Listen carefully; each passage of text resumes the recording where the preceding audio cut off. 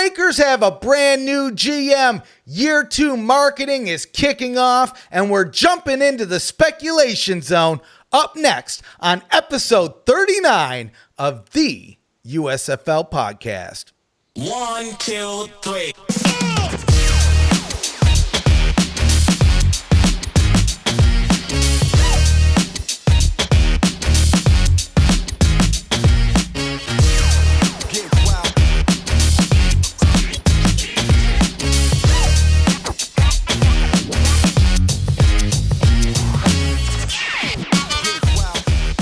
Welcome back, everybody, to another amazing edition of the USFL podcast. I'm the ref representing USFL Newsroom, the number one source in USFL news. And I'm joined, as always, by my man, Zach Kylman. How you doing today, my friend? Today's been good. Today's good. This week's been good. Holiday season is upon us. Post Thanksgiving, getting ready for Christmas, all the hustle and bustle of the season, and a little bit of football sprinkled in, of course, as well. I'm great. The world's doing pretty fine on my end, man. I hope yours is too. It's getting good. The holidays are here. You actually we didn't even plan on this. We go on the fly, but I don't know if you saw on social media. They got the USFL ugly Christmas sweaters, and I had to go a little bit all in. Let me just grab that. Let's get in the Christmas spirit here. Please. Yeah, this was definitely impromptu. We didn't talk about checking this out mid-show, but he has this. And it's nice. It's cozy. I might even put this bad boy on for the show because let's be honest, if we don't have any more news, this might be our last show until our next show. Do you want to kick that off? Talk about our next show while I put on? Say chop. You put that bad boy on. I'm going to give them some of the stuff you will need to know. So while the ref is getting this Houston Gamblers Christmas ugly sweater on, of course, here's the deal. We aren't 100% on how the news is going to go at the end of the year. It's the holiday season. They've got a bunch of stuff to figure out on their end, and they're still supposedly, from our speculation, you may remember, are working on that hub in the north. So that being said, if and when that, of course, happens, I don't know if it'll be this year, we're planning at the very least to have a best of 2022 show for the USFL podcast. If you remember how this show kicked off, we did a special XFL Newsroom episode that eventually spun into this show becoming a reality last December. So essentially, we're going to be marking our 1-year anniversary, that's what you can count it as too. It's our 1-year anniversary of the USFL podcast existing. We're going to go through the best of the best from the 2022 season and off season, of course, from the summer, fall, and this winter. And you guys get to vote. There is a vote currently being prepared that is going to be in the description for you as this drops that you can select on a variety of different things. There's one vote category that you kind of don't have a say in, but it's not one that's going to make you really mad, I think. It might. We'll leave it at that. It might. Well, let's go through the categories here real quick. Yeah. So, we'll have the link down in the description. It's over at usflnewsroom.com, which, let's be honest, you should be checking daily for all the latest news. Yes. And, I'm feeling a little bit cozy in this sweater right now. You're all in. I am all in. That is definitely true. So, we have the ones that you should know right off the bat. Favorite team. We want to know. Let your voice be heard. What was your favorite team of 2022? But I think this one's going to be interesting. This one's less about the year and kind of maybe some of the things we saw, maybe some of the things that we'll see. Who do you think will win the championship in 2023? Do a little bit of predicting here. And of course, we have the Memphis Showboats in the mix this time as well. Now this one, best community legend. We're not even going to go through the options, but you can go check it out when you view the link. But I think you'll either be happy or you'll be upset. We'll figure it out. Favorite USFL moment. And here are the options. And we do have another option. If you're thinking maybe there's something we didn't add in the mix, go start a campaign, rally up your USFL bros, and, let's make it happen. But right off the top, we have the first overtime. I know there was a lot of people waiting for it. We had that shootout. Week 7 Panthers and the Breakers. That's an option. This one is one of my favorites, though. Mike Pereira, Joel Klatt, kind of getting into it on air. It can't be fun. We can't forget about that. Thick thighs, save lives. We got Shark Dog. Panthers, double forward pass, and of course, championship and the conclusion of a full season, because I think that's kind of important. But if there's something in that list that we didn't mention, go make sure you add your thoughts as well. Biggest announcement, teams and logos, team jerseys, head coaches, simulcast. I mean, that was a big one. People, I think, forget about some of these early year ones, but a simulcast, first time since the first Super Bowl, big deal. Birmingham hub. I mean, without the Birmingham hub, the season would have been a lot different. Confirmation on season 2. Big news in itself after the season, yes, but maybe the biggest news that's come out of a spring league in a long time. And of course, if there's something we missed that you think should be there, go drop it in the other. Biggest moment of 2022. Again, simulcast. I felt like it needed to be added here too, because that is a big, big moment. United by Football debut. And even just the show in general, right? That was, I think, a surprise to a lot of folks because it just kind of came out right before the season started, debuted with the season. And I mean, I don't think anybody expected to get a docuseries out of the league as well. We got the championship, season 2 confirmation, Showboats returning. And of course, if we missed anything, drop your thoughts. But here's the deal.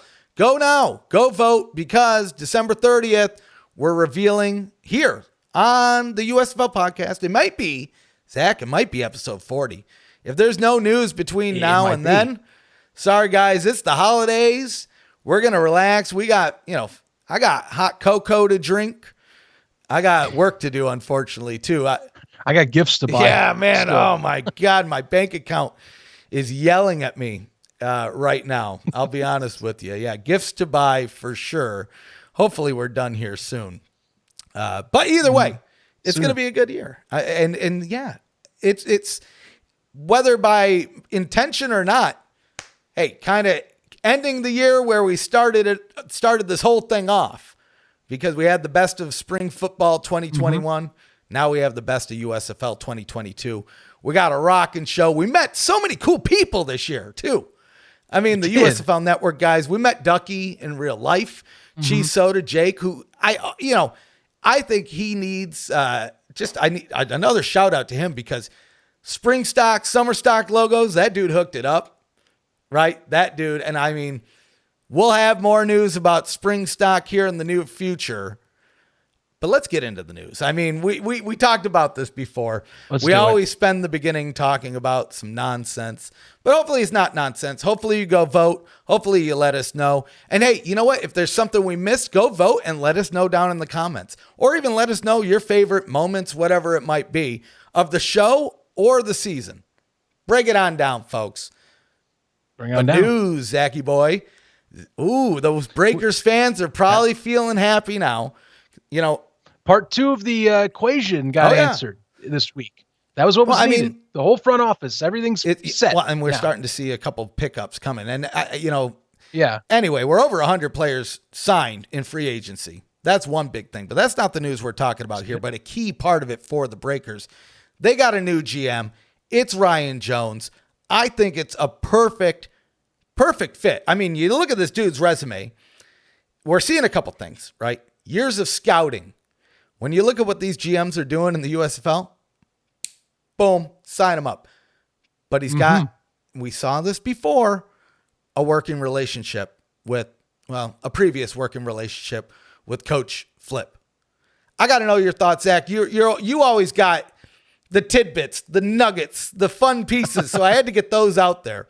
But what are your thoughts on this? I mean, I feel like this is, if anybody was worried about the change-ups in the Breakers organization, these 2 hires are pretty flippin' solid. No, no pun intended there. Yeah, well, I do think that this was a good choice because of the relationship in terms of recent working partnerships, at least in terms of collaborating. So, if you do know John DeFilippo, if you want to go and jump onto the Wikipedia of his kind of career here, he did work with the Giants back in 2005 through 06. He was an offensive quality control coach, kind of one of his earlier NFL positions before he started kind of climbing up the ranks a little bit in many other teams. One of those people that he met in his first year as well was Ryan Jones, as he mentions actually in the Fox Sports write-up about Ryan Jones being hired as the general manager. Jones, he's pretty much been with the Giants ever since, or at least he had been up until he was fired in 2001. He did work with the Senior Bowl as well in their scouting department. He has tons of scouting experience. Basically, his entire career from 2005 until now has been scouting amongst any certain of level. In particular with the Giants, he worked in the Northeast regional section of their scouting department, so kind of up in their area where New York area and all that, the New England-y type of portion. But he's been a consistent presence. He's helped pick up players that, they won 2 Super Bowls, with the organization over various different coaches. And I must say, this is a candidate that seems like a guy that's been through the ringer at a position for a long time. And I think is someone that wants to try the waters in his hand at something a little more advanced. He knows all the scouting needs and tactics. He can probably form a scouting team very well. So, which is what has probably happened at this point. Thing is, now you're challenging yourself. Can I do the rest of this? And you get to work with somebody that and have a working relationship with in John DeFilippo. So in terms of that, it does look pretty promising. I like this. That the only caveat, like I have said, is that he is new to this scene. This is a big position in accordance to the rest of his career. He's done other things besides scouting in his career. He's done college coaching in terms of specialty coaching. He's done strength and conditioning coaching. He's played. So he's been throughout the football ecosystem. You're just getting a new challenge because this is a guy that fits the spring football mold in terms of, hey, here's an avenue I could try out, something that maybe I didn't get to try out in the NFL, and I'll take that leap. He's taking that leap is what's happening here. And John is as well. Both of them are kind of going in 2 feet first into the water with this in new ventures they've never done before. And the Breakers are going to be those guys to experiment, to see what these guys can do. Well, it's going to be fun to watch this all fold out, right? Because we have a different dilemma here as well, right? And something that we haven't been able to experience before is the season 2 aspect, right? And so you have some of these coaches coming back with a lot of their staff, some of their coaches coming back with new staffs. And in this instance, we have kind of a fresh start for the Breakers. New head coach, new GM, kind of maybe even a new scouting direction. We'll have to see how that plays out as we get closer to the draft. But I still expect to see more free agent hires from now until the draft. We see them on a weekly, if not sometimes more than once a week. We'll see some of these pickups come through social media. And now that we have these guys in place in New Orleans, I think we're going to see the ball rolling there, and then we'll really start to see what the Breakers are going to look like next time around. But the one thing that you mentioned here that I think is important to kind of call out here. So he worked with the Giants. He was part of those 2 Super Bowl teams. Kevin Gilbride's another one of these guys. So yeah, he's not here with the USFL, but he was there with the Spring League, had a little bit of success. Maybe not so much in the XFL when he was there, but there were some circumstances. I think once he got over the hurdles that were kind of in his way, the Guardians kind of had a brighter outlook there. So I don't know. There's something about that Giants team. I feel like there's some other folks from that Giants organization that have creeped into spring football, and now we just have another one to add to the mix. But you know what? You love to see it because realistically, let's say he comes in, knocks it out of the park. Well, you know what? He just took maybe a little bit of a risk, but with a great opportunity of advancement ahead of him. If he comes in here and knocks this out, looking from the NFL, looking into these spring leagues, we've always talked about it in the past. It's not just players that are moving and vying for these positions. And this could be an example of that. And if not, you know what? He could solidify his spot with the Breakers, who are moving into their second season, which hopefully by the third, hey, you know what? You're moving into New Orleans, again, speculation zone there. But let's say, hey, now you're moving into your market. You could solidify yourself as a mainstay in the USFL in the springtime in that market. I don't know. Thoughts? Mm-hmm.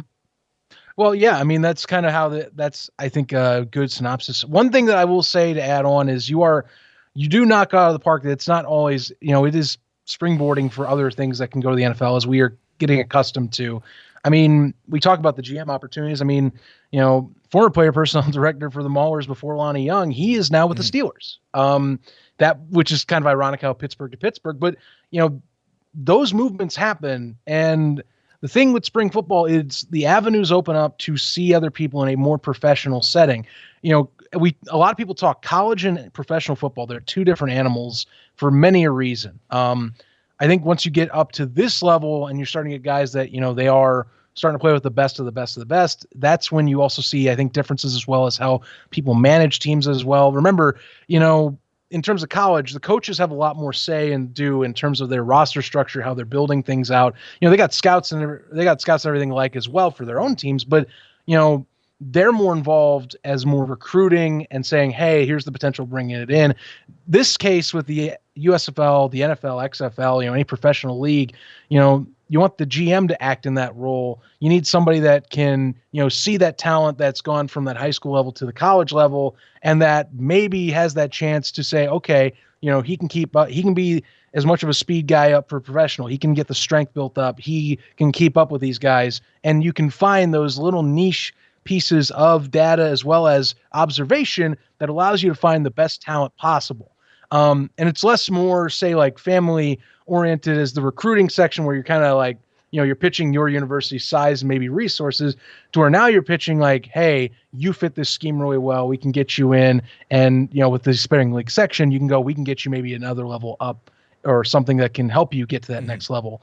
And his story, along with John DeFilippo's, I think helps this, because they're using this, much like the players, to try and see, maybe not completely, John's not going to say that right out of the gate, nor will Ryan. And I don't want to say that that's the end goal of anybody, but, think about it. If you want to get to the NFL and get to that next level, not just for playing, coaching wise too, these are avenues you can take. And that is something I think is stressed. And I think you can sell that to players like, hey, we're all taking this as our big chip on our shoulder professionally, as our next career step. How about you come on for here? Sure.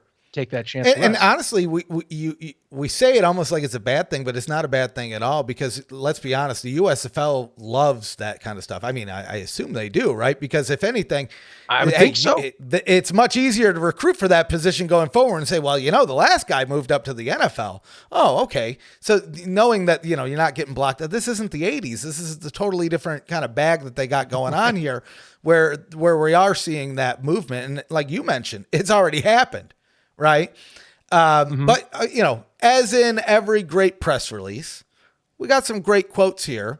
So Coach D, Coach Flip, man, my man. The one thing with the Breakers, let me deviate real quick. They have memeable coaches. We had Fedora, my Breakers. We got Coach Flip. I don't know. There's something in there. It ain't loose lip flip. We need a positive loose lip flip. But anyway, here's what he had to say on the situation. Ryan Jones is a fantastic talent evaluator and an even better person. And that, you know what? Right off the bat, that's what I like to hear. He goes on to say, I've known Ryan since 2005 when he was a New York Giants scout, and I was with the team's quality control. He was the team's quality control assistant coach. See, I'm not the great guy to be doing the quotes here, but continuing on, Ryan earns the trust of everyone around him, and I'm excited to work with him to build a team that delivers a USFL championship to the New Orleans Breakers fans. And I don't know, maybe it's a little just saying what you need to say, but I feel like when he says it, he means it. We've seen Coach Flip in various interviews when he's asked what the goal is, to win a championship this year. And I don't know, it's something about the way he talks. I like what he's saying here. And you know what? I think having that working relationship, that eliminates at minimum a couple weeks, a month of getting to know each other before you can just hit the ground running. Whereas now they've worked with each other. At least from the scouting perspective, we know he's got what it takes.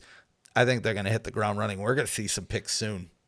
I think they're hungry just to test out and get and spread their wings a little bit. Like I said, I know Jones's tenure ended with him being let go from the Giants, but he did go, like I said, going to the Senior Bowl and get some scouting experience again, which he has plenty. So like I said, this is just kind of it's a nice next step to where it's like, hey, if you really want to mix things up in your career and, take a shot, this is the shot, and so I think that's a great setup, and hopefully they do get to build up and have a successful team once more, to where you can keep building the buzz in New Orleans too, where in theory, speculative type of thing, of course, but hopeful plan that year 3, they're in New Orleans. People seem to be receiving the Breakers really well. We talked to a lot of New Orleans,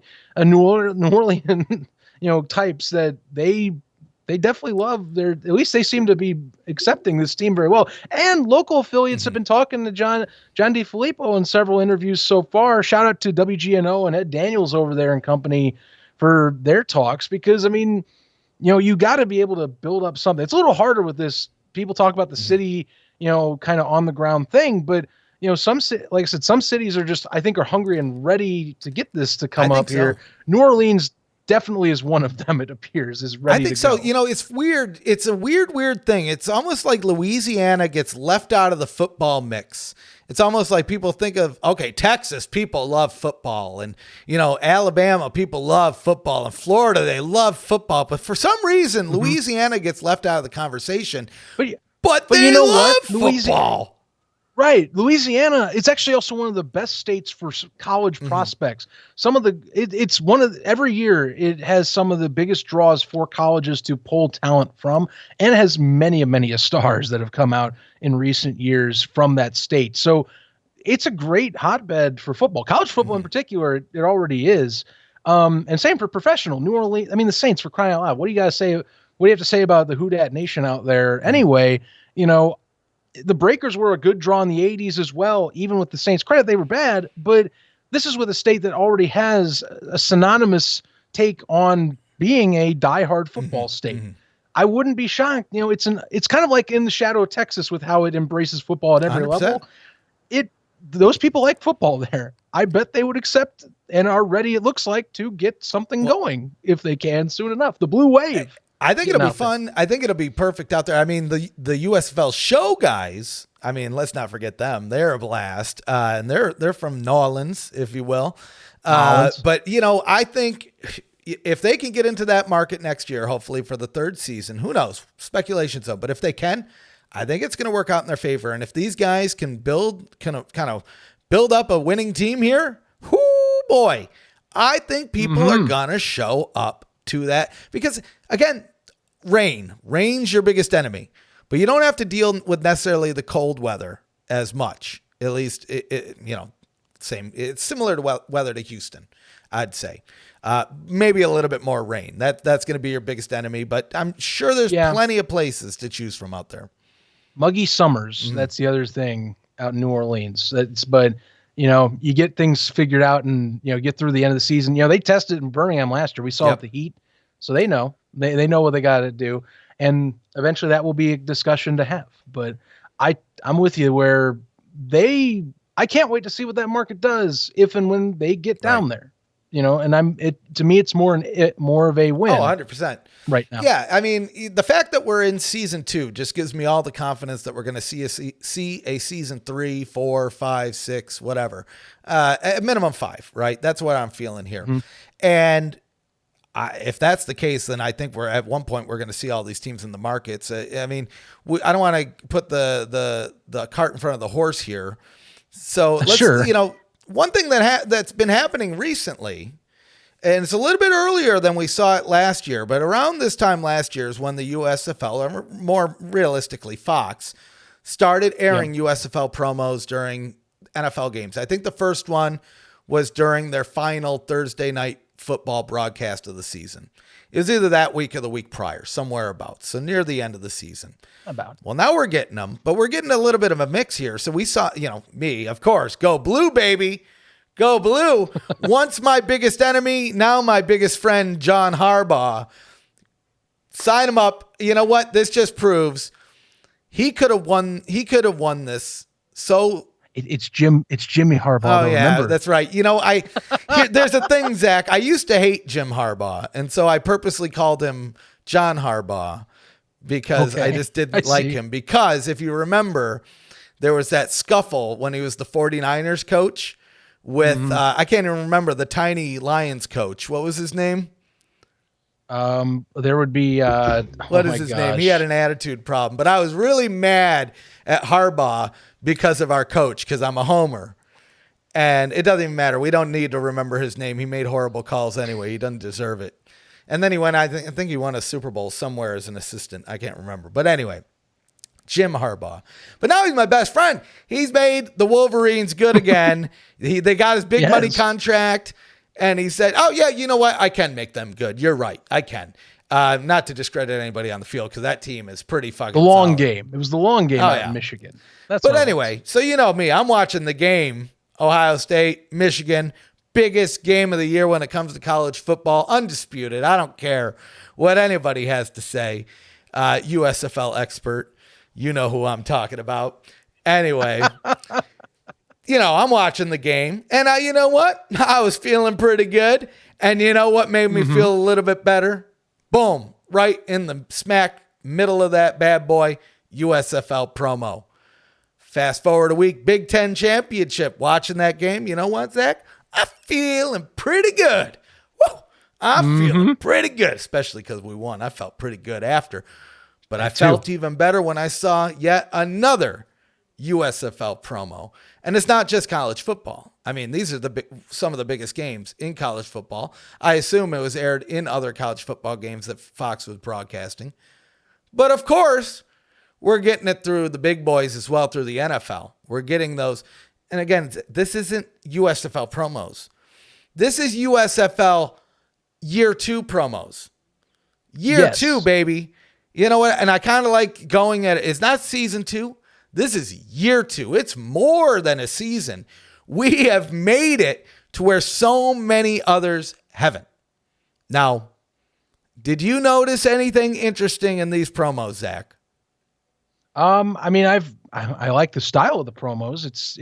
It's simple and straightforward. All they're doing is cutting very memorable moments from last year and basically saying, hey, you want more? Well, it's coming this April. But I've noticed right now it is heavily leaning on Philadelphia highlights.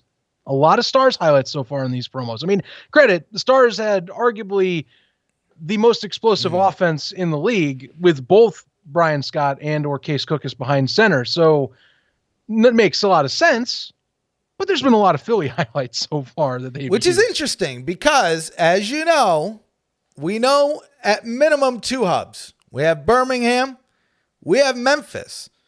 And although not confirmed and although not really made official, with those announcements, it was basically worded that 2 teams are going to be in Birmingham, 2 teams are going to be in Memphis, which I'll tell you, Zach, if my math is correct, and I hope it is, that leaves 4 teams, right? You seem to be checking out. Look, there's smoke in those hills up there in the Great North. It's coming. It's coming. It's over by Lake Erie. So I'll tell you this, Zach. You know, a couple of our fans, they got ahead of us. There was a little bit of speculation on the internet. And not to be outdone by our fans, even though we love you, I felt like, you know what, maybe you and I, Zach, because we're here, we got a show, episode 39, just for fun time's sake, we jump into the speculation zone. What are you thinking? I say let's kick it off. You want to kick it off? Let's kick the intro. Kick it off.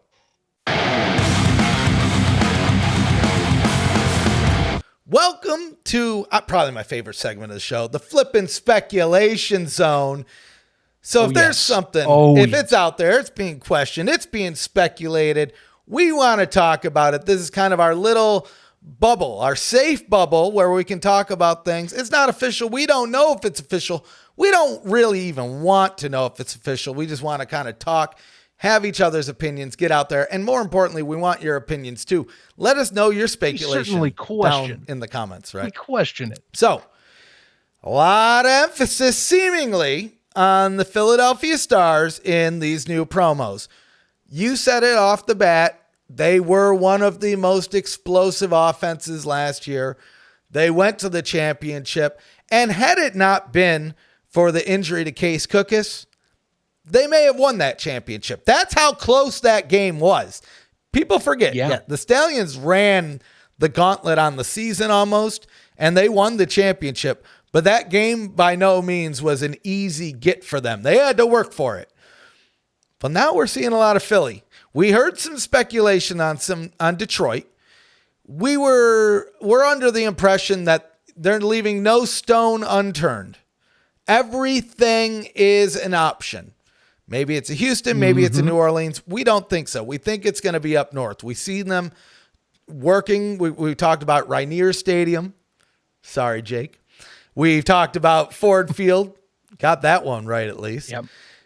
We heard maybe that there were some folks walking around Philly. And we know that they're leaving no stone unturned. Do you think, Zach, this is coincidence? Do you think it's the offense? Do you think that maybe we're getting a little nugget shown to us right in front of our faces and we won't know until it happens? Well, it's kind of hard to say. Right now, the other thing I've noticed with these promos, they're highlighting the two championship teams in particular right now. We've seen a Stallions one that basically beast mode Marlon Williams touchdown that was in their first meetup against the Breakers.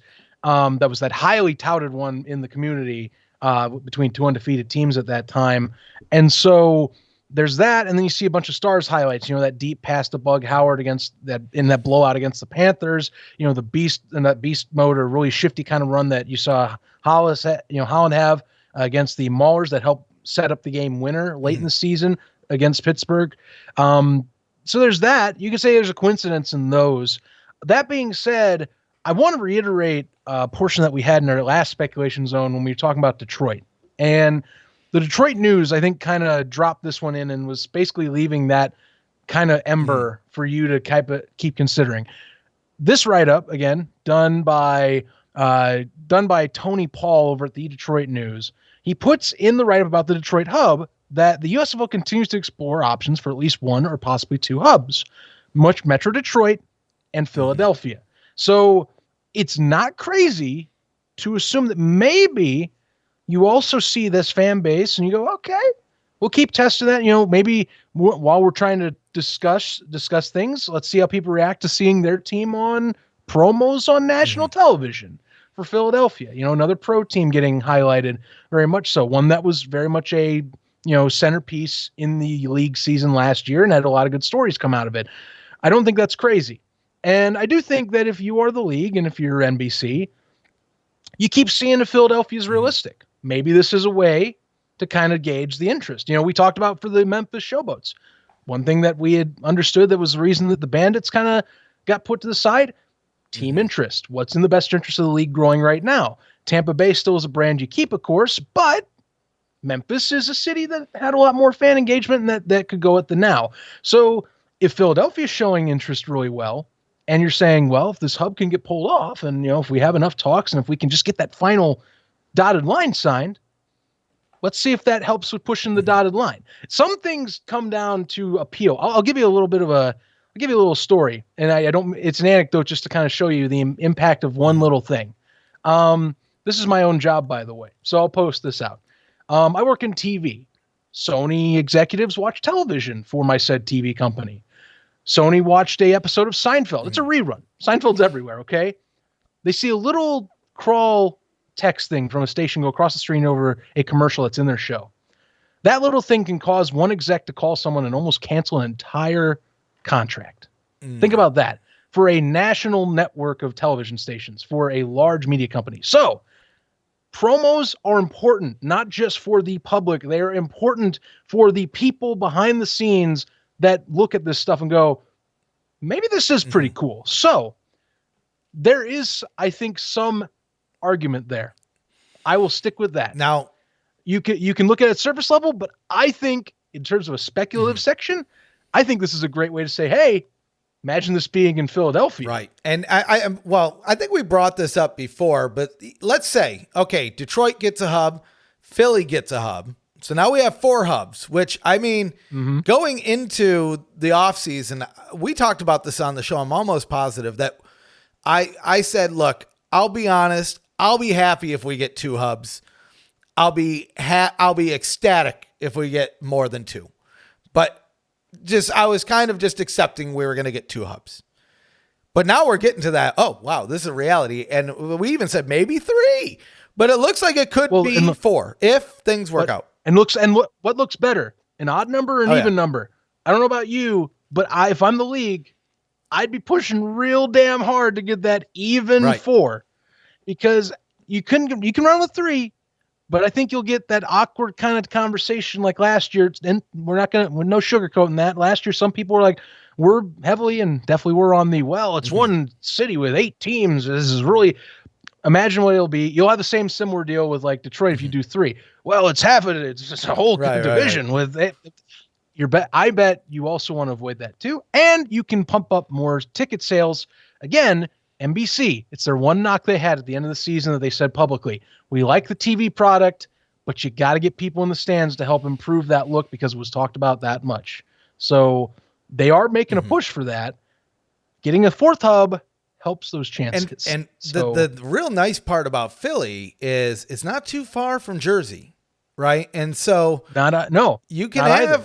They would totally partner with the Generals. It would be an instant. It would have to be. I mean, it's arguably the best hub because of the fact that it's in the tri-state area. If it were to be set up, 100%. Because I don't know exactly how much it is, how long the drive is, but I'd say it's under an hour and a half. And I'll tell you this, that's about how far I am from Houston, right? So it's like, oh, there you go. I live in Texas.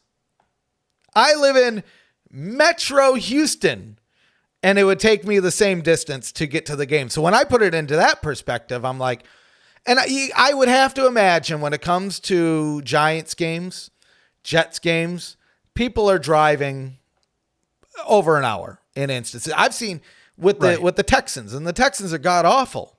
People drive from further than they come out from Aggie Land, man. They come out from College Station, so I think it's a perfect fit. And especially if the Generals perform like they did last year, because then you have a hub with arguably, we'll have to see how season 2 plays out, but the 2 best teams.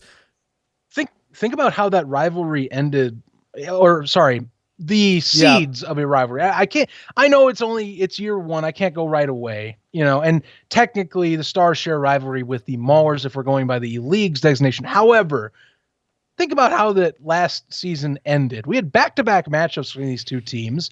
Both of them were close. The second one was getting in people's faces. Now, if you can keep building that, I know that you have established ones, but imagine just saying, you know what? Tenants are sharing right now in the 2 teams that are bitter at each other from last year.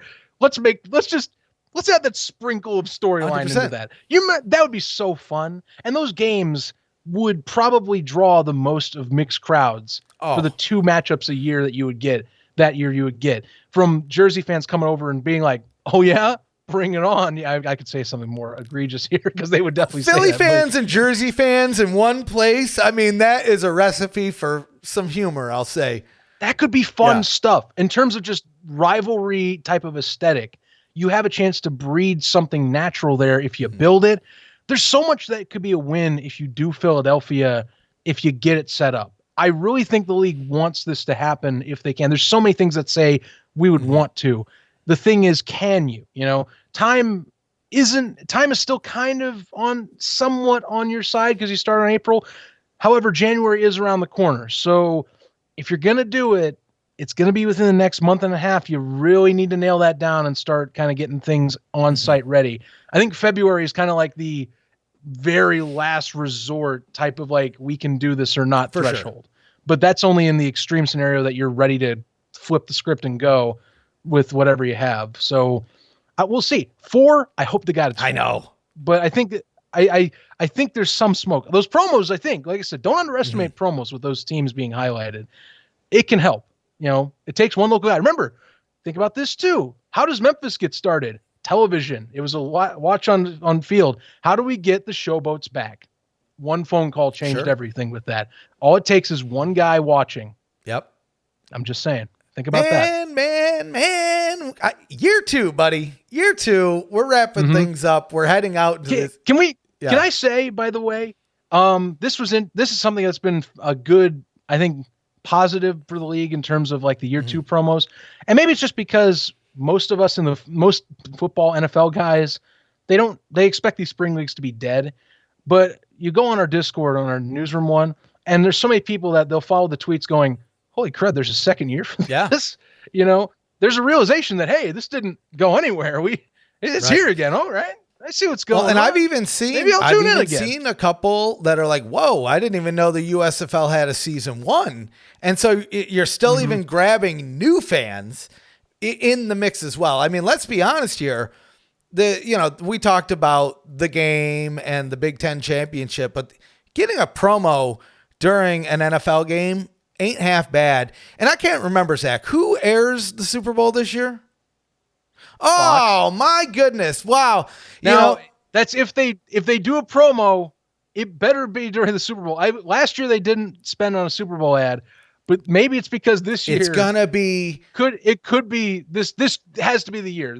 You have to imagine they throw something during that. Maybe broadcast. we'll speculate on this on the next show, because if they do, I want the grandest, most over the top, most boisterous, biggest, like, holy crap, we did it. We're going to year 2 and we're showing you during the Super Bowl.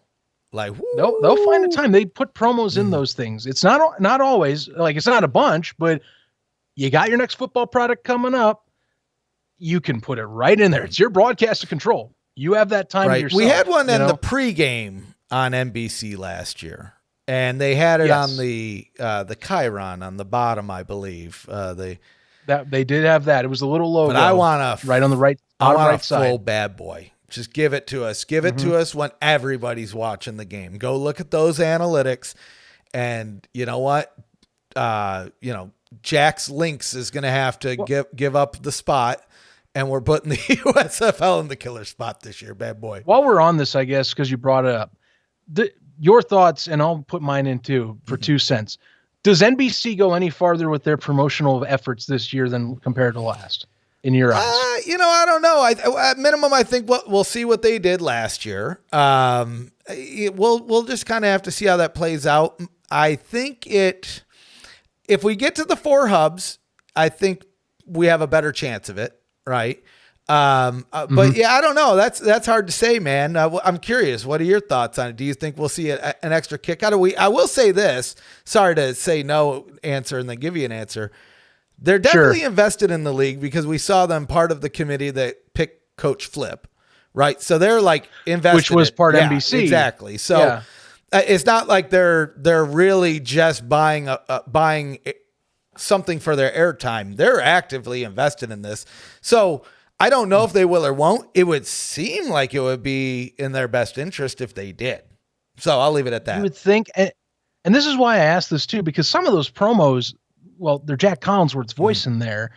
Jack is under NBC's contract, so I've been kind of and they share footage. They both have the rights to the footage. And they both have their logos on those promos too. I know it's a Fox property first, but I wonder, there's got to be some time you'd think. I'm still in the middle about this, because NBC to me comes off as one that goes, we like where this is going. We still have that bad history of spring football in our mouth from 2 decades ago. We like this so far, but let's get through that 3-year deal. That's how I see them being. They're like, good stuff. We're getting our kickback.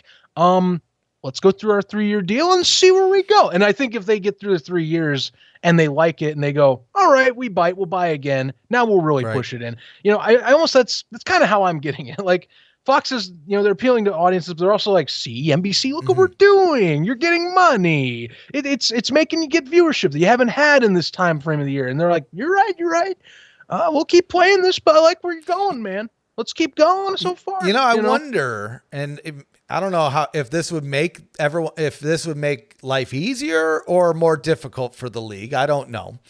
But let's say that, okay, we get 4 hubs. What if Fox gets one northern hub, Fox gets one northern and a southern hub, and NBC broadcasts the other 2 hubs? In that instance, so kind of like splitting the NFL TV deals. Because then it's like, it really is in NBC's interest. Let's say they get that Philly hub, that hot Philly hub that really, of all the other locations, has access to two locales. 2 right there for the price of one. You would think, they would be like, let's pump this. Let's get people in stands. And you know what? Maybe even create like a little competition between the Fox guys and the NBC guys of, hey, look we promoted this so good that we packed the house in Philly and you had 10 seats available in Birmingham. Take that, whatever. I'm thinking of best case scenario, of course. But you know where I'm getting at here. It could maybe add a little bit of mix in there. I don't know. Again, we're still loosely in the speculation zone, so that's not anything we heard, just to clarify. But maybe something fun in the mix there. Right, but it's something you think about. Like I said, NBC's part in this. You know, they did. I thought they did solid for what it was worth last year, and I think people are sitting here that are diehard fans are going, "What this going and looking at this going." NBC could be like a make or break showing of the confidence rating, and every comment you hear from them about the league, I think I think people should like lean into their word listening, because it's, you know, they're the neutral party. This isn't the party trying to pump everything up and, you know, it's going to look good no matter what. This is the neutral party saying, here's our honest, straightforward opinion about what we are investing in right now. And if they're going to lay something public, it's either going to be for pressure or for we're legitimately happy with this. And remember, part of those attendance number figure conversations, that had to have been here's the pressure thing. Sure. You know, we probably told you this, but now publicly we're going to tell people, and you need to know what you need to work on. We like what you're doing. Go ahead. So that's why they intrigue me, because they are the definitive neutral party in this entire thing. Their stake is the TV. They don't own the league. Right. So, you know, they're fascinating to me to watch on their stance on the USFL. Either way you look at it, it's fun to talk about, look forward to some of these things, because like I said, it's been first time in my career doing this that we've had the opportunity to do it. And realistically, having two big powerhouses, right? Yeah, we know Fox. They got a stake in the league, but it still kind of blows my mind that we're seeing two big kind of powerhouse competitors going in it together, right? And that's kind of special in itself. But I don't know. There one other thing, you know me, Zach. I'm breaking news. I'm breaking hearts. Either way, I'm doing something. I always got something going on. I see where we're going. I think I know what we're getting into. Well, this is, you know, I just want to clarify a couple things, because, you know, people get angry at me when I report the news. It is what it is. The real deal is, so just context, what the hell am I talking about before I jump into it? Right, before you just say the real deal is. So the XFL, I mean, going into their season, they're about to kick off February, their big return. A couple years in motion. One of their big partnerships that they've been touting is with the NFL Alumni Academy, right? And kind of the way it's supposed to play out is, you know, the players that are part of the academy automatically get an opt-in contract to the XFL going into the season. Well, I started getting, I had so many people reach out to me. It's a weird one too, because with stories, I always have people reach out to me like big, small, all over the place. Right. And this one, it was interesting because I had guys reaching out to me. The first was I had a couple guys that were players in the NFL Alumni Academy reach out to me, and they said, hey, you know, FYI, you know, looks like the partnerships, something not good going with the partnership. Not a lot of detail, but they said it looked like it was either not going to get renewed or it was already terminated. Right.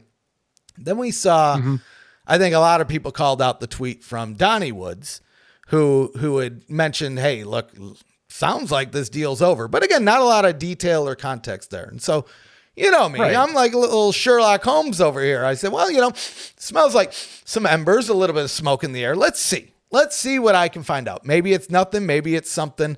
And I mean, I think I was in the Discord, which, by the way, if you're not in the Discord, click the link down below. Half of the stories we talk about on the site or even the podcast, we talk about even before on the Discord. So if you kind of want some insight at like the inner workings, join us. We're there. We're like, Zach and I are actively a part of the chat.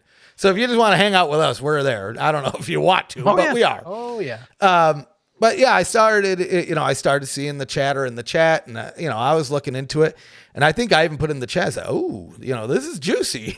I might do a story on this.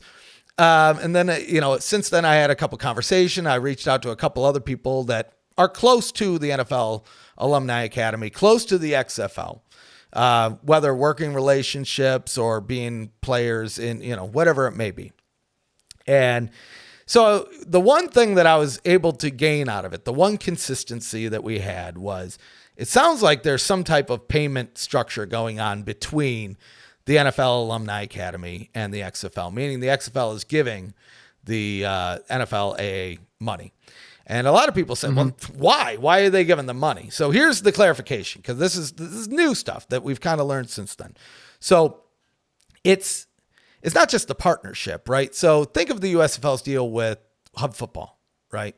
They're not just getting scouting, right? But they're getting footage. They're getting measurements. They're getting combine stats. They're getting like access to a lot of data, important data that you need to fill out your rosters, let alone ignoring even the players, the guys getting on the roster. There's a lot of valuable stuff in there. So some of that relates to this. Now, this was an interesting one. So this actually came after I put out the story. Another one of the NFLA players reached out to me. I'm not going to put him on blast. I'm not going to say his name, but you'll have to trust me on this. So I'm not going to go through everything he said. But essentially, he wraps it up like this. So I do believe the partnership will definitely be over for the next year. And we're talking about between the XFL and blah, blah, blah. The deal was the XFL would pay back the NFL Alumni Academy by taking a portion of the player's weekly paycheck. And so obviously now that they didn't fill the whole XFL roster isn't NFL Academy guys. They filled maybe 50 or so guys that are in the roster from the NFL Alumni Academy. So this is an addition to, right? So the plan was, okay, we're going to make this deal with the NFL Alumni Academy. These guys are going to go play for us. We're going to dip out of their paychecks to pay back the NFL Alumni Academy. That deal's over. Here's the thing. Do I think it's the end of the world for the league? No. I don't think so. No. Do I think and here's the thing. We're never going to get an answer out of the XFL on it, right? Clearly they're not going to say, hey, we're in financial peril, but I don't think they are. If anything, what I think probably happened, because I'll tell you, I know a lot of guys that work with the XFL, good guys. But one thing I do know about the XFL is they outsource a lot of stuff. A lot of stuff is outsourced, meaning they're not working for the league. The league is just another one of their many other clients. And if I were to take a handful of assumptions and mix them with another handful of assumptions, I might be able to mash that together and come up with the assumption that maybe they have some of their financing outsourced and this missed the mark somehow. And I'm not trying to make excuses for the XFL. I don't think they need them. But I wanted to talk about this because this was such a hot topic this week. I mean, my DMs, they were fun. You know what? They were somewhere, how dare you? Try to put it lightly. I got called all sorts of bad names, fake news, which, whatever. Get over it. Like, the real situation is, and Zach, you know me, right? I'm not going to put our site, and even by proxy, our podcast in jeopardy by just throwing stuff out there. I said this before. If this was bad news about the USFL, I would have posted it too. We've talked about some sore spots. We talked about, hey, they said they were going to announce all the coaches. Then they only announced some. We talked about all that stuff. So I think it's important to be impartial. Right? Like, I joke and I hey, I'm a homer. I do it with the Lions. But you know what? Because I'm the Lions' biggest fan, I'm their biggest critic. And it goes for the same thing with spring football leagues. So I apologize to anybody that got their feelings hurt because I maybe attacked their favorite league. But I'll tell you this, it's not going to stop me from doing it in the future about the XFL, the USFL, the Major League Football, if they decide to kick it up and try to play a game. Or whoever. I mean, National Gridiron League, whatever their new name is. I'm there for it all. But you know what? At the same time, it is an interesting kind of turn of events. Nobody else reported on it. Take that for what you will. But you always get the true, the ref can't hold back. And no one can hold the ref back either. So join us for the ride. If anything, I just knowing who it came from, who this stuff comes from, with you sharing some stuff to me, I understand the story and I'm not going to call BS on it. To me, it's legit. So that's all I'm going to put for my take on that. the sources that you got and that I have been given as well, that you were given. No, to me, it's legitimately something wrong that line. Something happened there. That's all I'm going to put. So, and again, it ain't the end of the world. The sky's not falling. They got some new jerseys. Some people love them. Some people hate them. Some people think one of them looks like it's a unicorn flavored jersey, but we'll leave it at that. The problem is, you know what, Zach? Actually, I will just one last thing to end it off, because I talk about, the Brahmas, right? I give them a hard time because their name, but I'd say you know what, when it comes to the jersey department, they're probably one of the best out of the mix there. Theirs are good. DC's good. I love There's theirs. some, like I said, some glaring issues with some others, but I'm not here. I'm not going to tear apart their big announcement, right? But anyway, I'll talk about the good. Zach, any, not to end it on a downer, off season, off topic, what do you got going on for the holidays, just in case we don't meet up until end of the year? Off season, off topic. Well, holiday wise, I'm trying to use up my vacation time. So looks like I'm going to be making a trip back up to Chicago to probably just go back around some stomping grounds in Northwest Indiana.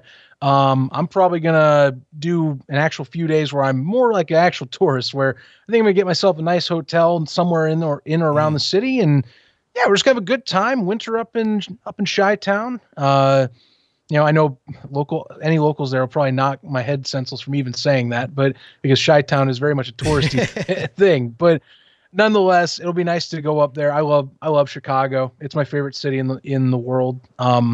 And not just for sports. It's just a fantastic place to go for anything and everything. So yeah, should be a good time. I'm going to probably do that for the end of the year. What are you doing, before man? we get into that, I have to say something controversial, because we just talked about Chicago here. So as you know, I just got back from Illinois for Thanksgiving. You did. Lou Malnati's. I got to have a conversation about Louis old Malnati's here. Okay. Yeah. You know what? I'm going to blame the cook. Because it was not good. It was not good. You had a bad pizza, it was cold. didn't you? And you know the thing? Oh, I wouldn't be offended by that. Had it not been the waitress saying, watch out, it is so hot. And she had like the big clamps. And I'm like, oh boy, I'm like getting ready. I'm like, ooh, this bad boy is going to be hot and this and that. And I'm like, I'm not even touching it. I'm worried. I'm doing old man style with the knife and fork. And I put it in my mouth. I'm like, it wasn't like freezing, but it was not hot. That being said, the thin crust, the day after, letting it marinate and stew overnight, it was pretty damn good. So that's the thing. You talk to a local out there, and I'll admit, look, I'll be honest with you, I love deep dish, but that's like it's like the local thing is that they consider deep dish just like the touristy section of pizza. The thin crust is where it's at. And that's like an underrated, talked about portion of Chicago pizza scene is that section. I'm with you. I love me a good Chicago thin crust. One of them in my area, Aurelio's, that I used to love getting Aurelio's. Gelsosimo's is in Northwest Indiana, and I believe also in, or at least near or in Illinois. They do both of them fantastic, deep dish and thin crust. It's to die for. I get a Gelsosimo's pizza every time I'm up in that area. I'm going to do it again. You know what? Maybe I'll have to check them out next time around. But yeah, I'm more of a thin crust kind of guy. I had to try the deep dish. We just got both. That's why you do it. Just get both. Oh, sure. Try them both out. But, just to redeem it all, we went to Johnny's, got a Italian beef sandwich, got a Chicago dog. All is good in the world. Of course, I had my White Castles. I got, I'll tell you this, though. The old-timey ones, they were good. But I don't know. Maybe it's like a nostalgia thing. I like the plain White Castle, no cheese, onions, mustard, pickle. It melts into the bread more. That's what the other ones do. That's the magic of those. For sure. So. But yeah, all was good in the world. As far as Christmas coming up, I'm trying my best, Zach. You know me. I've been working like a madman. I've been working like 8 a.m. to midnight for like almost 3 months now. It's finally, hopefully, knock on wood. Sorry. Can you say it again? 8 a.m. to midnight. I don't know how I'm doing it. This man doesn't sleep. Wish him the best. I don't know how I'm doing because he needs it. It's insanity at this point. Either way, that is hopefully coming to an end. I see the light at the end of the tunnel. And I was telling one of my coworkers, actually a couple of them today, I said, here's the plan. We're going to work our ass off right now, and we can finish all this stuff up by the 20th, and then we could disappear. We can disappear and enjoy our holiday. And everybody's like, Stefan, I think you need to take a break. I'm like, if I take a break, I'm going to end up working through the holiday.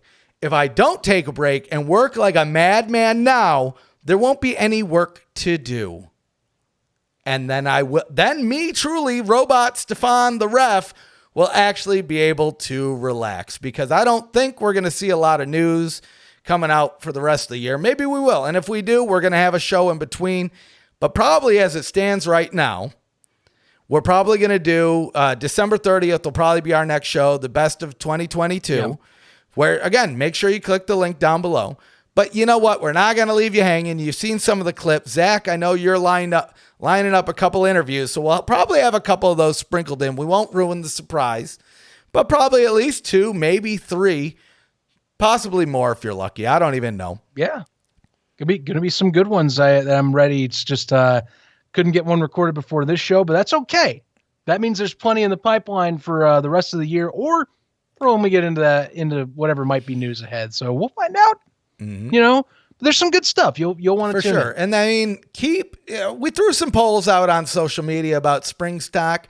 I know, I'm telling you, Zach, people are more excited about spring stock than I thought they'd be, even before we brought it up. The second that Memphis got brought into the mix, it was like instantly, are you doing spring stock in Memphis? Are you doing spring stock in Memphis? Which then, in turn, got all the Stallions fans said, no. Spring stock is property of Birmingham. They were there first. It's ours now. I want everyone. Here's the thing. We don't know yet. I won't lie. We have been planning behind the scenes. We have some ideas of what we want to do, but I think it is fair to kind of see what's happening with these other hubs potentially. Maybe there's more than one spring stock. Maybe there's a north and south. I don't know. But here's what I want to know. Of the 2 hubs, let us know down in the comments. Where do you want spring stock in 2023? Because we're doing it, baby. We're doing it. It's going to be live. It's going to be fun. And I can't wait to talk about it. At least if the things that we're talking about come to fruition, I can't wait to talk about it. I don't think we'll have that information just for the 30th. But I'm hoping early next year we can start talking about our plans for spring stock 2. We got to get a name for it. And maybe I won't talk about it now because I already have some names in my head. Yeah, don't go too far. I don't want you. No loose lips here. Spring stock's under wraps right now. Loose lip ref. That is on me. You're cut off. You're done for this episode. No more. But anyway, let us know down in the chat if you social media. You guys know the drill. At USFL Podcast, Facebook, Twitter, Instagram. We're getting a little bit more active on Facebook too, so follow us there. Follow us everywhere you can. Maybe one of these days we'll set up a TikTok. It's there if you want to follow it. It's there. I'm debating. I'm looking into ways of making clips. So might be sooner than later. That's a project on my end. The clips, that's on me. You see those things pop up? That's my what I doing. like to hear. So, all right. Well, hey, maybe the TikToks. Get ahead of the game. Go follow us there. Subscribe if you're on the YouTube. Go ahead, subscribe. If you did, if you didn't, make sure you click the bell. It builds morale. We're heading into the holiday season. Things get stressful. You need a little bit of morale. I know what's going to do it. It's going to be clicking that bell. So make sure you did that. I don't know, Zach. I feel like I'm missing something. Breaking Tea, breakingtea.com. Here's a good one for you. I'm going to throw a little promo in for them. Do you want some sweet USFL swag? Breaking Tea's got it over for you. breakingtea.com/USFL newsroom. Dude, they got the Thick Thighs Save Lives shirt. They got 2 Shark Dog shirts. They got mascot shirts. So I know the Philly Star, the Philly Blob. There's a lot of fans. Or Dave the Wave. I'd say those are probably the 2 best sellers. They got them all there. You can save 10% by using code USFL Network. Or if you just go to the link breakingtea.com/USFL Network. USFL Newsroom. Sorry, USFL Newsroom. Well, either way, network guys are our friends too. But breakingtea.com, USFL Newsroom. Sign either of them up, whoever you want. I don't really care. I'm not even going to redo that part. Now, if I didn't like the network guys, we might recut that. So We do, though. So either one you want to use. Hey, spread the word. Hey, maybe you want 2 shirts. Use one of our code. Use one of their code. We'll leave that to you. Mm-hmm. Zach, anything I'm missing here?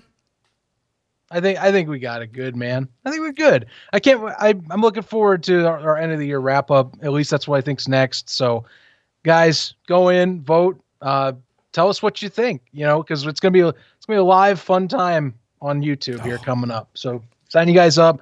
Hit that bell, subscribe, and thanks for all the support for our first year so far. It's been tremendous. We can't wait for next year, at least going into 2023, and what else is to come coming into season 2. Sign everybody up.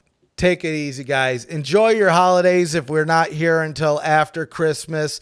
But until next time, sign everybody up.